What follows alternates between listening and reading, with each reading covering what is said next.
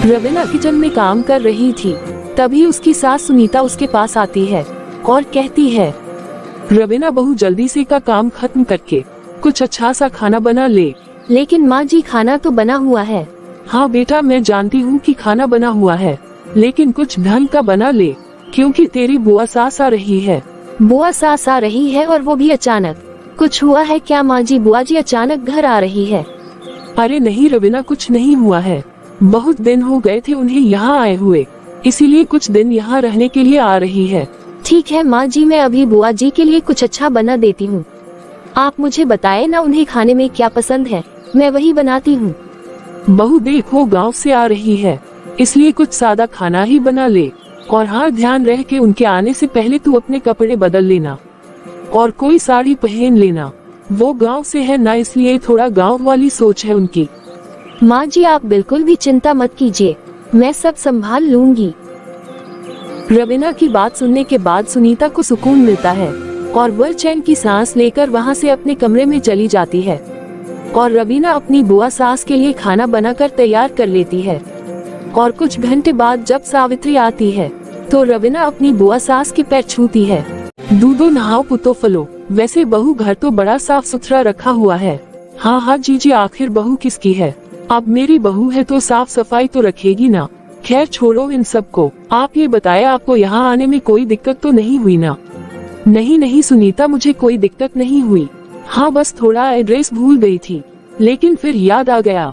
वो क्या है ना कि बहुत समय हो गया है यहाँ आए हुए, तो थोड़ा ध्यान से हट गया था। अगर ऐसी बात थी बुआ जी तो आप मुझे बता देती, मैं इनको आपके पास भेज देती लेने के लिए। अरे कोई बात नहीं बहू, बड़े बड़े शहरों में छोटी मोटी बातें तो होती रहती है। सावित्री की बात सुनकर सब हंसने लगते हैं। थोड़ी देर के बाद रवीना अपने साथ सावित्री को उसके कमरे में ले जाती है। कमरा देखकर सावित्री की आंखें फटी की फटी रह जाती है और वो रवीना से कहती है, बहू ये तो बहुत ही बड़ा कमरा है, इस कमरे में कौन कौन सोता है? वो बुआ जी, इस कमरे में आपके सिवा और कोई नहीं सोएगा, ये कमरा आपका है। इतना बड़ा कमरा? अरे तुझे पता भी है, इतने बड़े कमरे में तो हम 4 जने आराम से सो जाएंगे, और तुम हो कि इतने बड़े कमरे में अकेले सोते हो, डर वर नहीं लगता क्या? बुआ जी इसमें डरने वाली क्या बात है, ये तो घर है और घर में डर थोड़ी ना लगता है। हाँ ये बात भी है। खैर कोई बात नहीं, मैं आज रात यही गुजार लूंगी, लेकिन आज मैं अकेले सो रही हूँ। कल से मैं या तो सुनीता के साथ सोऊंगी या फिर तेरे साथ। रवीना अपनी बुआ सास को कोई जवाब नहीं देती और वहाँ से चली जाती है। रवीना के जाते ही सुनीता अपनी नंद सावित्री के कमरे में आती है। जी कोई दिक्कत तो नहीं है ना? यहाँ पर सब ठीक लग रहा है ना आपको? हाँ सुनीता सब ठीक तो है, लेकिन ये कमरा ना बहुत बड़ा है, ऊपर से इस कमरे से बाहर का नजारा बराबर दिखता है। मैंने सुना है ऐसे कमरे में अक्सर भूत प्रेत का साया होता है। अरे नहीं नहीं जीजी, ऐसा कुछ भी नहीं है, यहाँ पर कोई भूत प्रेत नहीं है। और वैसे भी आप तो गांव की है, गांव के लोगों को भूत प्रेतों से डर थोड़ी ना लगता है। सुनीता की बात सुनकर सावित्री उसके हाँ में हाँ मिलाती है और जैसे ही वो बेड पर बैठती है वैसे ही वो अपने बैग के चारों तरफ हाथ फेरकर सुनीता से कहती है, सुनीता तूने घर में गद्दे तो बहुत अच्छे लगवाए हैं, देखो तो कितने मुलायम और आरामदायक है। गांव में ऐसे गद्दे कहाँ मिलते हैं? अगर गांव में ऐसे मिल रहे होते तो मैं भी अपने घर में ऐसा ही एक गद्दा लगवा दूं, जिस पर मैं आराम से सो सकती थी।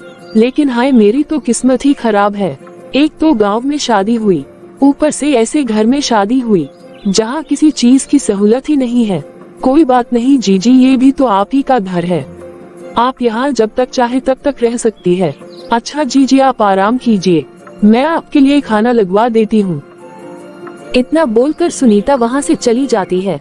समय गुजरता है और गुजरते समय के साथ ऐसे ही एक दिन रवीना महंगी साड़ी पहनकर आती है तो उसकी इतनी महंगी साड़ी देखकर सावित्री कहती है, रवीना बहू तेरी साड़ी तो बहुत अच्छी लग रही है, कहाँ से खरीदी तूने? और इतनी महंगी साड़ी को पहनकर जा कहाँ रही है तू? बुआ जी मैं कहीं नहीं जा रही हूँ, मैं तो बस मार्केट जा रही थी सब्जी लेने के लिए, और ये साड़ी मैंने यही मार्केट से ली है, और यह साड़ी ज्यादा महंगी नहीं है, सिर्फ 2000 रुपए की है बस। हे भगवान, इतनी महंगी साड़ी को तू बाजार पहन कर जा रही है? अरे तुझे पता भी है 2000 की साड़ी हमारे गांव में हम शादी पार्टी में पहनते हैं, और तू है कि मार्केट जाने के लिए 2-2 हजार की साड़ियाँ निकाल रही है। अरे बहू, इसको संभाल कर रख ले, आने वाले समय में कभी कोई शादी ब्याह होगा तब काम आ जाएगी। बुआ जी, ये आप क्या कह रही हैं? मेरे पास इससे भी अच्छी और महंगी साड़ियाँ रखी हुई है, फिर मैं ये साड़ी शादी पार्टी में पहनने के लिए क्यों रखूं? और वैसे भी ये गांव में बहुत महंगी होगी, लेकिन शहर के नजरिए से देखा जाए तो बहुत सस्ती वाली है। राम राम राम राम, ये इतनी महंगी साड़ी है और तू कह रही है कि ये सस्ती साड़ी है। पता नहीं आजकल के बच्चों को हो क्या गया है, पैसों को तो पानी की तरह फूंकते हैं। बुआ जी, मैं बाजार जा रही हूँ, अगर आपको कुछ मंगवाना है तो आप मुझे बता दीजिए, मैं ले आऊंगी। इतना बोलकर रवीना सावित्री की बात काट कर बाजार चली जाती है। ये देखकर सावित्री रवीना से चीर जाती है और वो सीधा पहुंचती है सुनीता के पास। जी जी, क्या हुआ? आपका मुंह गुस्से से लाल पीला क्यों हो रहा है? कोई बात है क्या? क्या बताऊं सुनीता, तूने तो अपनी बहू को अपने सर पर चढ़ा रखा है। अगर उसे अपने सर से नहीं उतारेगी ना, तो वो तेरे सर पर चढ़ के तांडव करने वाली है। अरे पर हुआ क्या, कुछ तो बताए। सुनीता की बात सुनकर सावित्री उसे सारी बात बताती है और सारी बात जानने के बाद सुनीता कहती है, अरे जीजी, वो हमेशा से शहर में रहती आई है, उसने कभी गांव को देखा तक नहीं है, इसलिए उसे गांव के तौर तरीकों के बारे में कुछ नहीं पता। और वैसे भी जो बच्चा शुरू से शहर में रहता आया हो, उस पर हम गांव के तौर तरीके थोप कर उसे कैदी तो नहीं बना सकते ना। सुनीता, तेरी बात तो बिल्कुल सही है, लेकिन बहू को इतनी आजादी भी नहीं देनी चाहिए कि वो हमारे सर पर चढ़कर नाचे। बाकी तेरी बहू है, तुझे जो करना है कर, लेकिन मेरी माने तो उसको इतनी छूट मत दे ताकि आगे चलकर तुझे या मुझे दिक्कत हो। इतना बोलकर सावित्री वहाँ से चली जाती है और कुछ घंटे बाद जब रवीना बाजार से वापस आती है, तब सुनीता रवीना के पास जाकर उसे सारी बात बताती है और समझाते हुए कहती है, रवीना बहू, मैं मानती हूँ कि दीदी के यहाँ रहने से तुझे काफी तकलीफ हो रही है, लेकिन बेटा कुछ समय की बात है, तू उनके सामने अपनी जुबान तो मत खोल। मेरा मतलब है कि तू उन्हें लगे मुंह जवाब मत दे। बेटा, गांव में ना ऐसा नहीं होता जैसा यहाँ आजकल शहर में हो रहा है, इसीलिए तू उन्हें थोड़ा समझने की कोशिश कर। हाँ माँ जी, आप सही कह रही हैं, शायद मेरी ही गलती है, मुझे बुआ जी के सामने वह साड़ी पहनकर जाना ही नहीं चाहिए था। खैर कोई बात नहीं, मैं बुआ जी की फेवरेट डिश बनाकर उन्हें इम्प्रेस करने की कोशिश करूंगी और उनसे माफी भी मांग लूंगी।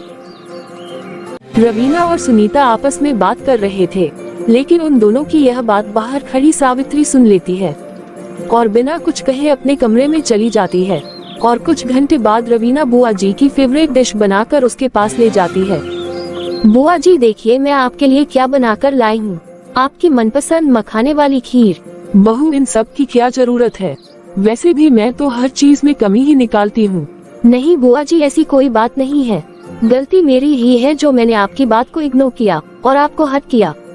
हो सके तो मुझे माफ कर देना। नहीं बहू, माफी तुझे नहीं बल्कि मुझे मांगनी चाहिए। तेरी बुआ गरीब है ना, इसलिए उसने आज से पहले इतनी महंगी और इतनी बड़ी चीज देखी नहीं, इसीलिए ना मैं ऐसा बोल पड़ी। नहीं नहीं बुआ जी, यह आप कैसी बात कर रही हैं?